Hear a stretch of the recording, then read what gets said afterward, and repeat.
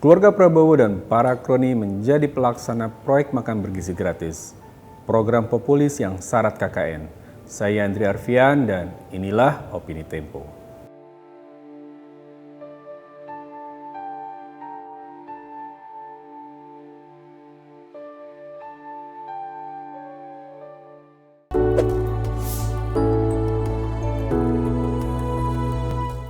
Dalam menjalankan program makan bergizi gratis, Presiden Prabowo Subianto tampaknya konsisten menjalankan pepatah yang diucapkannya dalam sebuah pidato pada Maret 2025. Anjing menggonggong, kafilah berlalu.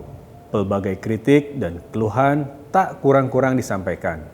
Mulai dari mutu makanan yang buruk, distribusi yang berantakan, hingga vendor yang gulung tikar karena tak dibayar.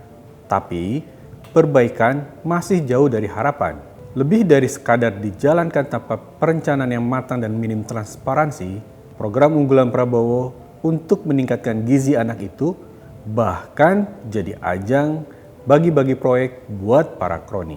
Berlangsung serentak pada 6 Januari 2025, program itu punya target ambisius, yakni menjangkau 82,9 juta penerima manfaat hingga akhir tahun ini.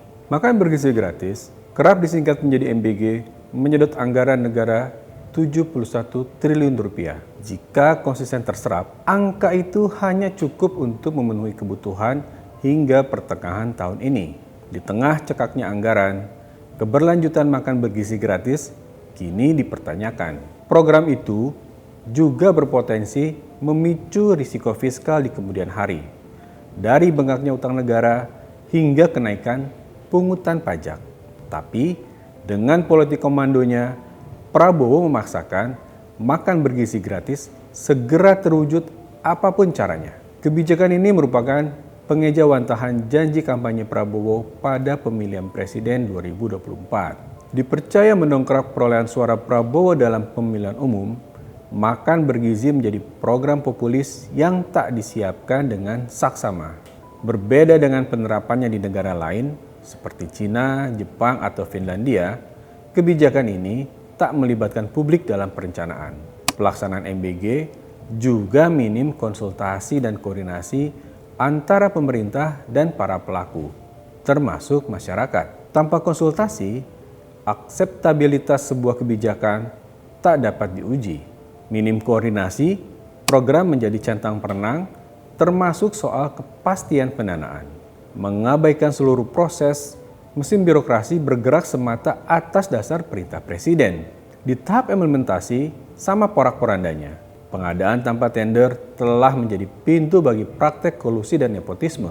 Investigasi Tempo menemukan sejumlah mitra yang ditunjuk Badan Gizi Nasional merupakan pendukung Prabowo dan kader Partai Gerindra pada pemilu 2024. Salah satunya Yayasan Gerakan Solidaritas Nasional yang mengelola dapur di Mampang Perapatan Jakarta Selatan dan Depok, Jawa Barat. Prabowo bahkan menjadi pendiri sekaligus pembina yayasan ini.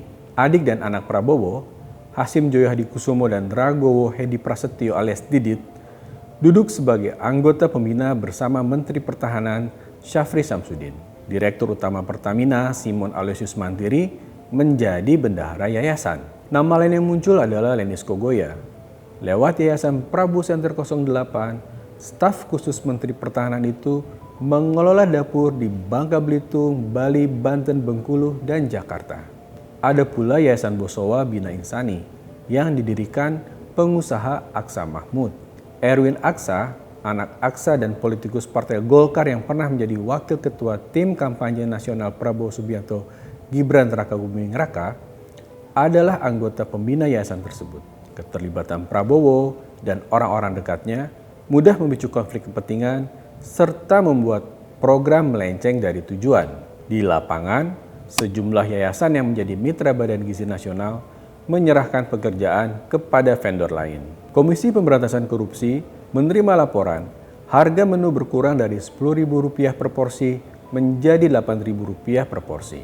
Sejumlah mitra Badan Gizi Nasional mengajukan tagihan di luar harga yang wajar. Di luar itu, ada komplain masalah kesehatan, yaitu makanan yang tak layak konsumsi. Program makan bergizi gratis harus di-stop dan dievaluasi secara menyeluruh. Komisi Pemberantasan Korupsi dan Badan Pemeriksa Keuangan harus dilibatkan. Jika hendak diteruskan, MBG harus dikembalikan ke titik nol.